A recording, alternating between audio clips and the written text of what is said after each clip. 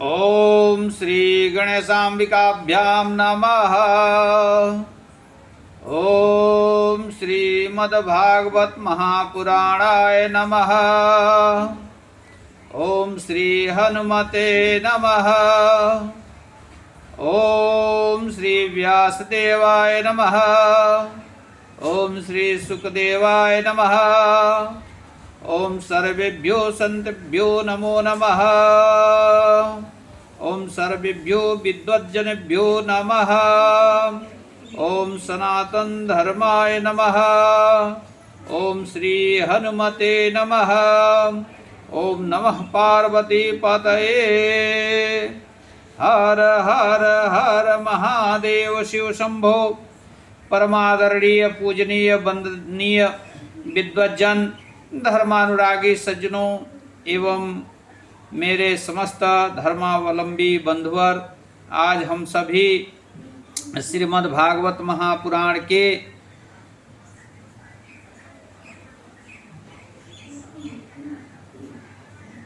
द्वादश अध्याय के उपरांत आज कथा पारायण का श्रवण करेंगे। निगमो धृतराष्ट्रस्य विदुरो तया त्रयोदशे उक्तः पौत्राभिषेकेण वक्तुं राज्ञो महापथं।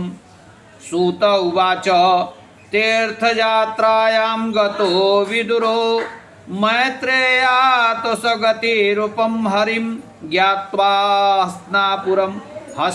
हस्तिनापुरं जगाम।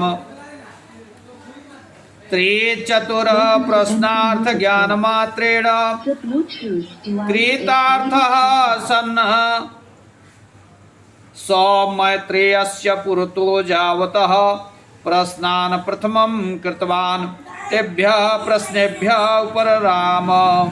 ततस्तं विदुरं प्राप्तं दृष्ट्वा बन्धुभिः सह धर्मो धृतराष्ट्रो जुजुत्सुः संजयः कृपः प्रथा। गांधारी द्रौपदी सुभद्रा कृपी स्त्रियो अन्याश्च हर्षेण सम्मुखं जग्मुः। तत आलिंगनादिभिर्मिलित्वा प्रेम्णा श्रोणि मुमुचुः। ततो धर्मयासने उपविष्टं तं पूजयित्वा सुखमासीनं तं नम्रतया सर्वेषां शृण्वतां वदति स्म। युधिष्ठिर उवाच हे विदुर विपदगणाद् मुहुर्मोचितान् नः स्मरसि किं किंच तीर्थयात्रां कुर्वता त्वया देहभृतिः कथं कृता कानि च तीर्थानि सेवितानि। युधिष्ठिर ने कहा हे विदुर जी, आपने किन किन तीर्थों का सेवन किया। किंच भगवद भक्ताः स्वयं शुद्धाः सन्तः स्वान्तः रस्थेन गदाभृता तीर्थानि पवित्रे कुर्वन्तश्चरन्ति। अपि च अस्माकं सुहृदः कृष्णदेवता यदवः स्वपूर्जां सुखिनः सन्ति किं ते च क्वापि दृष्टाः श्रुता वा किम्। एवं राज्ञा पृष्ठो विदुरो जदकुलक्षयं विना सर्वं वर्णयामास। इस तरह से राजा युधिष्ठिर के पूछने पर विदुर जी ने जदकुल क्षय के बिना ही सभी वृत्तांतों का वर्णन किया। अहो दुखयोतान पांडवान द्रष्टुम न समर्थो जतस्ततो जदकुल क्षयम न वर्णयत। उन्होंने जदकुल क्षय का वर्णन नहीं किया। अथ पांडवैः सत्कृतो विदुरो धृतराष्ट्राय तत्त्वं समुपादिदेश नगरे च कञ्चित् कालमुवास। ननु शूद्रोऽसौ कथमुपादिशत नायं शूद्रः किं तु शूद्ररूपेण यमयासीत्। तत्र हेतुः माण्डव ऋषेः शापात् शतवर्षपर्यन्तं यमः शूद्रत्वं दधार। मांडव्य ऋषि के शाप से 100 वर्षों तक यम को शूद्रता प्राप्त हुआ। तदत यम तावद यम लोके पातिकेषु दंड मर्यामां दधार। मांडव्य शापस्य कारण मुक्तम पुराणांतरे क्वचित चौराननुधावन्तो राजभट्टा माण्डव्य ऋषिस्तपश्चरतः समीपे तान् दृष्ट्वा ऋषिणा सह तान् चौरान् निबध्यानीय राज्ञे निवेदयामासु। सस्ततो राजा सर्वान् शूलम् आरोपयितुम् आज्ञां चकार। जब मांडव्य ऋषि के आश्रम के समीप चोरों ने अपने द्वारा चुराए गए सामग्रियों को जब उनके आश्रम में रख दिया तो राजा ने मांडव्य ऋषि को शूली पर चढ़ाने का आदेश दिया। तदा राजभटास्तथैव चक्रुस्ततो राजा तम ऋषिं ज्ञात्वा शूलादवतार्य प्रसादयामास। ततो मुनिनायं त्वापराध इति राजानं वदति स्म। यमं च गत्वा कुपितः उवाच कस्मादहं शूलमारोपितमिति यमेनोक्तं त्वं बाल्ये शलभं कुशाग्रेणाभिद्य क्रोधितवांस्तेन दोषेणेति। तच्छ्रुत्वा माण्डव्यभ्यस्तं सशाप।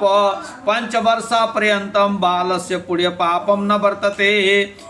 एवं सति बाल्ये जानतो मे महान्तं दण्डं च तस्त्वं कारितवांस्ततस्त्वं शूद्रो भवेति।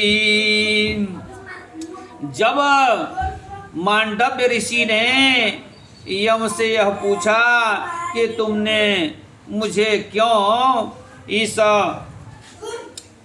तरह का दंड दिया, तब उन्होंने कहा किस तरह से मैंने इस दंड को प्राप्त किया कि राजा ने मुझे सूली पर चढ़ा दिया। जब उन्होंने यम से ऐसी बातें पूछी तो यम ने कहा बाल्यावस्था में आपने एक शलभ को कुश के अग्रभाग से बेध डाला था, जिसके कारण ही उस दोष के कारण ही यह आपको सजा मिली। तब मांडव्य ऋषि ने कहा कि 5 वर्ष के बालक में कोई पाप नहीं होता है और तुमने बालक अवस्था में किए गए बाल्यावस्था में किए गए अपराध को ही के रूप में तुमने उसको मान करके ही दंड दिया। इसलिए जाओ, मैं तुमको शाप देता हूँ, तुम शूद्र हो जाओ। अथ लब्ध राज्यो युधिष्ठिरो वंशधरं परीक्षितं दृष्ट्वा भ्रातृभिः सह श्रिया मुमुदे। एवं गृहेषु सक्तानां तेषां कालाजगाम। तत ज्ञात्वा विदुरो धृतराष्ट्रं बभासे हे धृतराष्ट्र गृहात् शीघ्रं निर्गम्यताम्। इसके बाद विदुर जी ने धृतराष्ट्र से कहा, हे धृतराष्ट्र तुम शीघ्र ही गृह का त्याग कर दो, अर्थात संन्याश्रम को चले जाओ, संन्यास ग्रहण कर लो, विरक्त हो जाओ। अयम दुरंतः कालः प्राप्तः तम पश्य अर्यस्य प्रतिक्रिया प्रियैः प्राणैरपि न काले नाभिग्रस्तो जनः प्राणादिभिर्वियुज्येत किं पुनर्धनादिभिः तव पितृभ्रातृ सुहृतपुत्रामृता वयश्चापि गतं देहस्य जरयाग्रस्तः साम्प्रतं परगे वससि। तुम्हारे सभी पितर भ्राता सुहृद पुत्र सभी इस लोक को त्याग करके चले गए और तुम अभी तक इस गृह में पड़े हुए हो।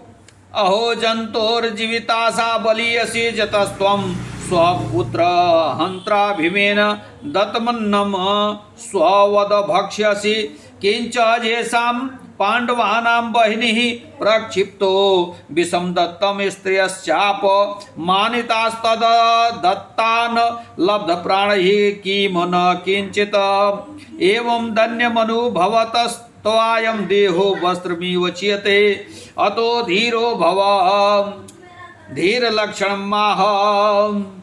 विदुर जी ने धृतराष्ट्र से कहा कि जिस तरह से व्यक्ति अपने फटे पुराने वस्त्रों को त्याग करके नए वस्त्रों को धारण करता है, इसी तरह से यह शरीर भी है और यह शरीर उस वस्त्र के समान ही है।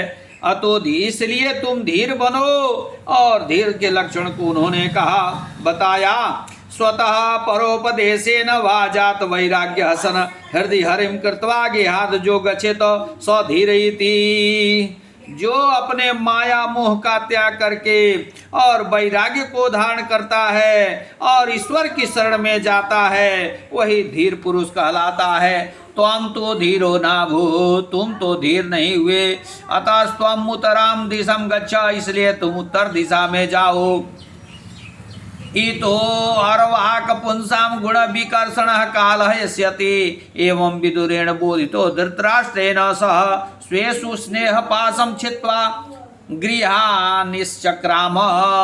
इस तरह से विदुर जी के द्वारा बताए जाने पर धृतराष्ट्र ने अपने स्नेही जनों के साथ माया मोह का त्याग करके और घर से निकल पड़े। गच्छन्तं पतिम दृष्ट्वा गांधारी हिमाचलम पति मनुजगाम ततो धर्मराज संध्या वंदनादि कृत्वा गुरु वंदनार्थम गृहं प्रविष्ट सन तौ विदुर धृतराष्ट्रौ गांधारीं च नापश्यत। जब धर्मराज संध्या वंदनादि करके गुरु की वंदना करके घर में प्रवेश किए तो उन्होंने धृतराष्ट्र और गांधारी को नहीं देखा। तत्र आसीनम संजयम पप्रक्ष, वहाँ आसीन संजय से उन्होंने पूछा, हे संजय अस्माकं ततो धृतराष्ट्रो विदुरो गांधारी च क्व गता। हे संजय, धृतराष्ट्र और गांधारी मेरे ये सुहृद कहाँ चले गए। मयि पराधम संगमानो गंगायाम पपात किम अस्मत पितरि पांडव मृते न शिशु न जऊ रक्षतुस्तौ क्व गतौ वद। मेरे पिता के नहीं रहने पर इन लोगों ने बचपन से ही मेरी रक्षा की, आप बताइए वे दोनों कहाँ गए। श्रुतवाच धृतराष्ट्रम अपश्यन पीडितः संजयः प्रत्युत्तरं न दत्तवान्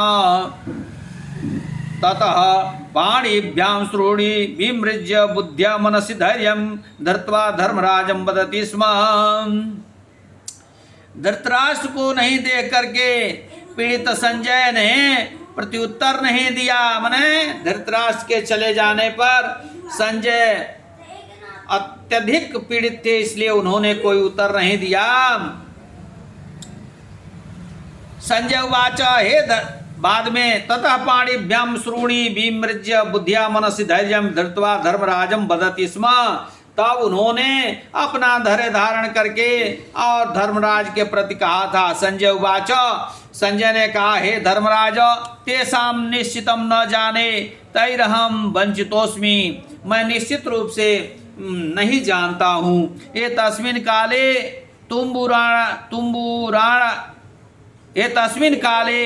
तुम्बुरुणा सह नारदागतः, इसी समय तुम्बुरु के साथ नारद जी आए। तम प्रत्युत्थाय नमस्कृत्य वदति स्म। तब उन लोगों ने उठ करके उन्हें प्रणाम किया था। युधिष्ठिर उवाच, युधिष्ठिर ने कहा, हे नारद अस्माकं पितृर्गांधार्याश्च गतिं न वेद्मि भवान सर्वज्ञोस्ति अतो वद।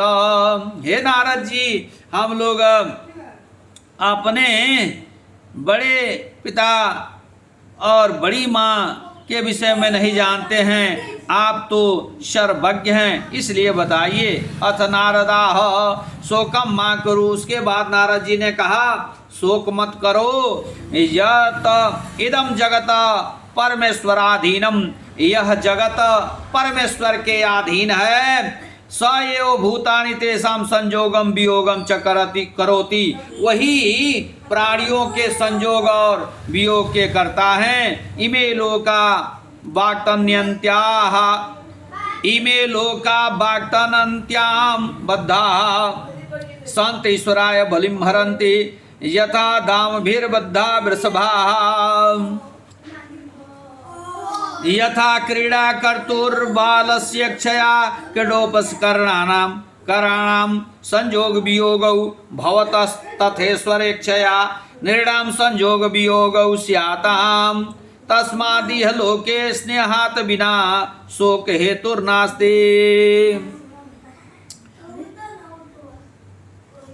तब नारद जी ने कहा कि जिस तरह से क्रीड़ा करते हुए बालकों की इच्छा से क्रीड़ा के उपकरणों का संयोग वियोग होता रहता है, उसी तरह से ईश्वर की इच्छा से ही पुरुषों में संयोग वियोग होते हैं। तस्मादिह लोके स्नेहात बिना शोक हेतुर्नास्ति। इसलिए इस संसार में प्रेम,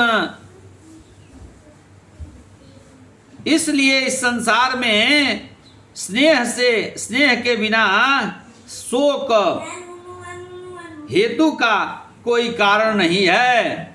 जब स्नेह होता है तभी वह शोक का कारण बनता है। जब स्नेह नहीं होता है, किसी इस संसार में माया मोह का बंधन नहीं रहता है, तब शोक नहीं होता है। यदि माया मोह का बंधन रहता है तभी व्यक्ति को शोक होता है। अतो मत पितरो वनम गताः संतः कथम वर्ते रनीति चिंताम त्यज।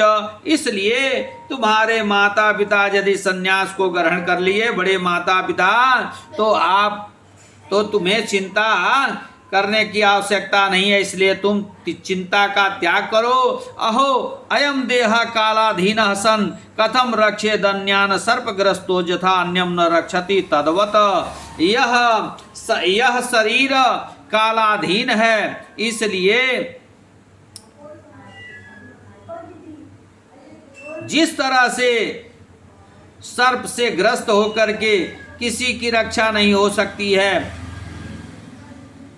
उसी तरह से इस शरीर की भी रक्षा नहीं हो सकती है। यह काल जो है सो सर्प के समान है, क्योंकि जब सर्प डस लेता है तो किसी की रक्षा नहीं हो सकती है। उसी तरह से जब यह काल रूपी सर्प व्यक्ति को डसता है तो उसकी रक्षा नहीं हो पाती है। अथ सर्वेषां ईश्वर कल्पिता वृत्तिरस्त्येव तथा ही सहस्तानां जीवनम पश्वादीनि चतुष्पदाम जीवनम त्रिणादीनि। इसलिए यह सभी जितने भी चर अचर द्विपद चतुष्पद प्राणी हैं, सभी कि वृत्तियां ईश्वर के अधीन हैं। एवं जीवस्य जीवो जीवनम, इसलिए जीवों का जीवन है। इसलिए यह सभी जीवों का जो जीव है, प्राण है, वह ईश्वर के ही अधीन है। हे राजन, जगति नारायण एक एव माया बहुधा भाति। इस संसार में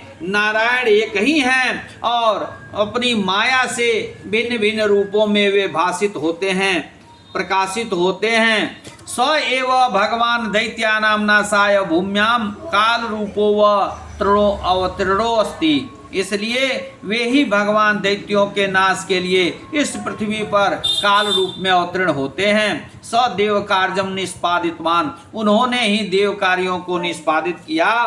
किंचित शेषम प्रतीक्षते तावत जूयम प्रतीक्षध्वम प्रस्तुतमाह गांधार्या सह धृतराष्ट्रो विदुरश्च हिमवतो दक्षिणेन ऋषिणाम आश्रम।